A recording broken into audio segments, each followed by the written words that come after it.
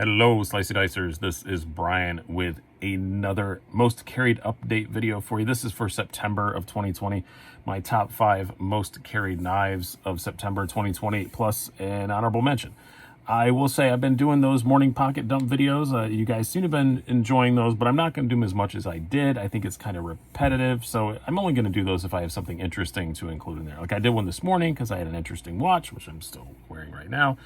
And I had an interesting knife, so I thought it was worth doing one.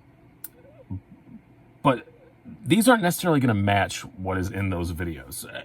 I work at home. I can change knives very often, and I do. So when I have my little spreadsheet, it's what I carried the majority of the day.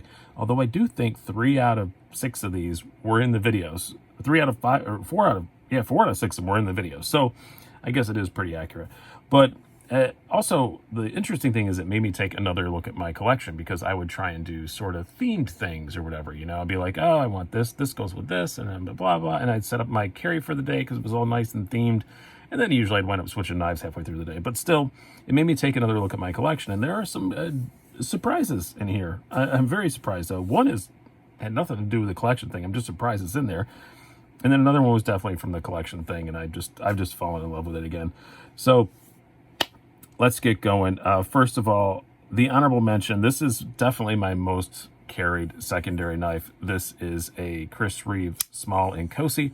Not an inexpensive knife by any stretch of the imagination, but I've really fallen for this thing. I just really like it. I did put a milled pocket clip on it. I'm not as in love with that.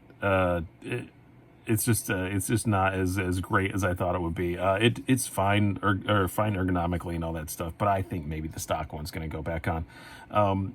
But anyway, I do love the knife. A lot of people say, you know, it's kind of iffy ergonomically because it is a very small knife with finger ridges, and the finger ridges are too small.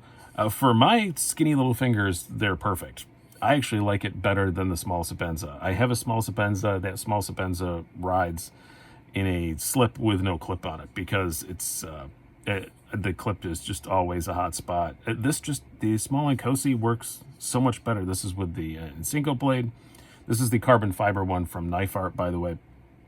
I did a comparison between this and a standard titanium one. There will be a link to that video down below. But I really like it. This thing is a knife that just goes in that 5th pocket of my jeans, and then it just stays there for a few days.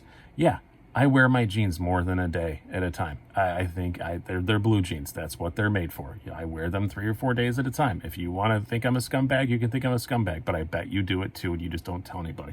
But anyway, while those jeans are still in rotation, this would just often just be in the pocket. I would just never take it out, and I would pull it out and use it because sometimes I carry big scary knives, and if I'm rarely out in public, I don't want people to see it, or even sometimes annoying my family gets old, so I'll pull out, you know, something more. And this is a knife I've handed my wife a whole lot. When she needed a knife to open something, I would hand her this, or one of my kids. So it's gotten a lot of use actually for being a pretty pricey knife that just rides in that 5th pocket. But I love the small and cozy much more than the small Sapenza for my hands anyway. Now on to the primary ones. This is kind of a surprise. This is the CRKT crossbone. Now, crossbones.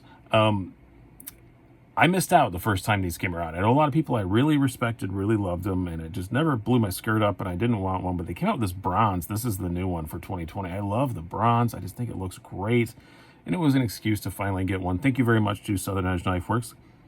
Go to Southern Edge Knife Works, use the code SDSEK at checkout, and get 15% off. But yeah, they hooked me up with one of these, and I really like it. It's been in my pocket a lot more than I thought. I haven't even done the video on it yet. I will be doing a full review on this because I'm surprised at how much I like it.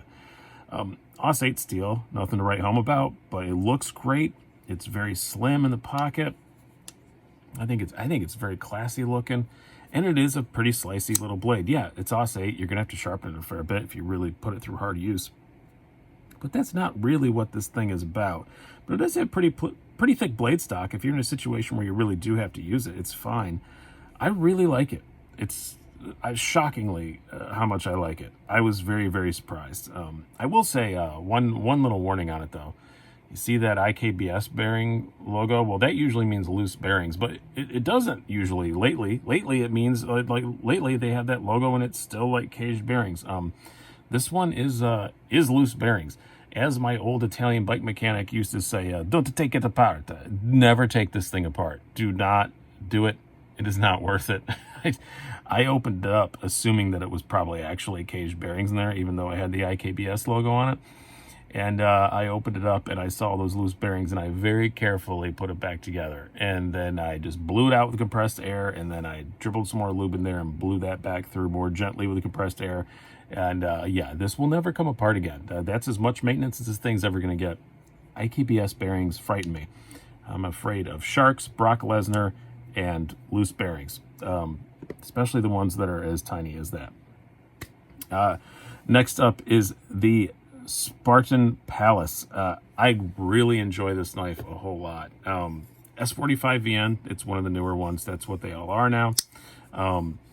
It's just very comfortable. The button lock action is just outstanding. It's gotten nothing but better since I got it. Makes very satisfying noises. Aluminum handles, S45VN, as I said, and that usual Spartan look, and you know, the pretty excellent Spartan pocket clips. This one rides a bit high, I will say.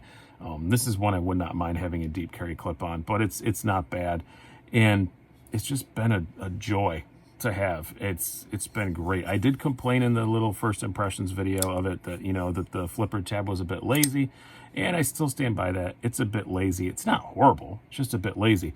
But then they commented, I assume it was probably Curtis, thank you to him for commenting, that yeah, that flipper tab is really like more of a finger guard that happened to also work as a flipper tab. They do intend this thing to be a thumb stud or just deployed with a button lock. The flipper tab is there if you want it, if you're just a flipper person. But yeah, it's definitely prioritized towards the thumb stud. So that makes total sense. But I like the little harpoony bit up here.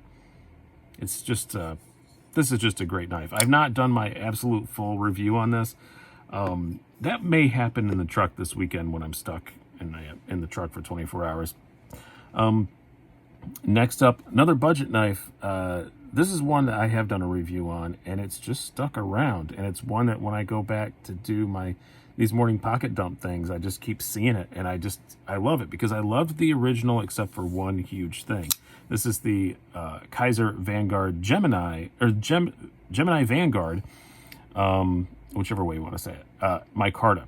Now, I had the original one with the titanium and the S35VN, and it was great. I loved it so much. About the ergos were fantastic. Ray Laconico design, as it says there on the spine.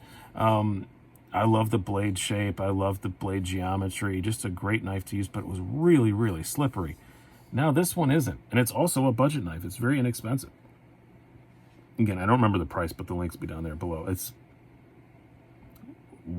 like well under $80. It may be in the 50s. I can't remember.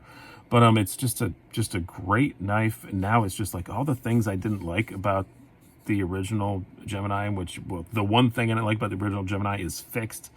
And the only problem I had with this was I said that these edges were a bit rough on the micarta. I've since taken it off and hit it with some sandpaper. Now they are not rough.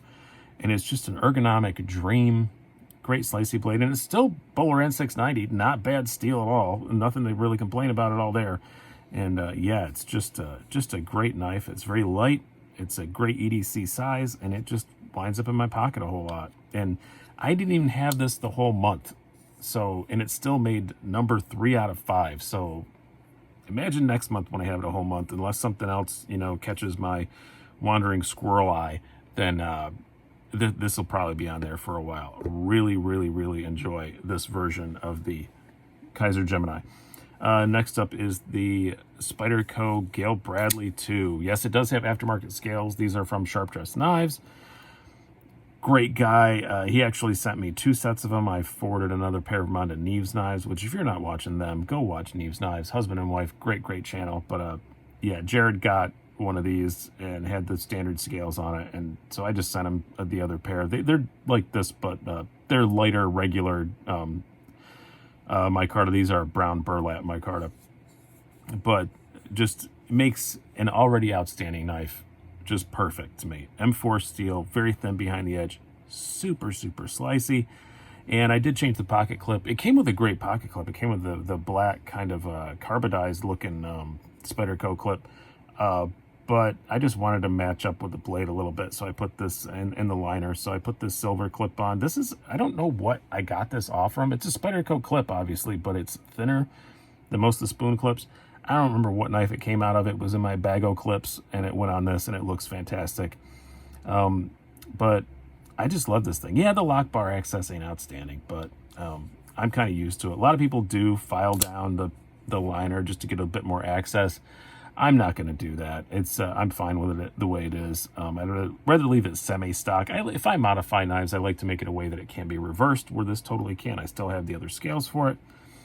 And I have the other clip. It's easy to switch it back, but just an outstanding knife. Great, slicey, and I think these micarta scales make it look a bit more old school, and the kind of theme and feel of the knife, it ain't been out forever, but just the kind of theme and feel of it, it is a bit old school. It's got that kind of Texas, you know, there's even a little Texas flag. It's got that kind of Texas farmhand sort of feel to it, and I think the micarta scales fit that personality very well. And lastly, my most carried knife of this month was the Hinder X18 Skinny. This happens to be a no-choil slicer from DLT Trading, and they're long gone, I do believe. I'm sorry about that, but I love the Skinny XM18. You guys know I'm a Hinder guy, but this is becoming one of my favorites. It's just, I love the Skinnies. I have two of them now. I've got this in a COVID edition Skinny Skinner from USA Blade, but this is the one I've been carrying the most because it's, you know, relatively production. The COVID one's harder to replace, but I did replace the hardware on this, but it is the Hinder blue scale. Well, this is Hinder parts, but it is a blue scale. I don't think it actually came blue scale. I think it came something else, but yeah, loving this thing. It's just a great freaking knife, and it's just one of those that if I'm like in a hurry, I grab this one. If I'm in a hurry trying to figure out, you know, what to put in my pocket, I open the case up and I often see this one and I'm like, oh, that's not going to bother me. And it's kind of one of those knives I know it's never going to disappoint me. So it's one I grab very often. Love the Skinny XM18s. I'm actually sending one of my Skinny XM18s to a buddy of mine who's kind of considering a Hinder, and I thought that would be the best one to send to him to try out. And yeah, I don't know if it's going to be this one or my COVID. I can't decide which one I'm going to send him, but I'm going to send another person down the Hinder rabbit hole. But I hope you guys have enjoyed this. I always really enjoy doing these, and you guys enjoy watching them. So I've been Brian. Have a good one.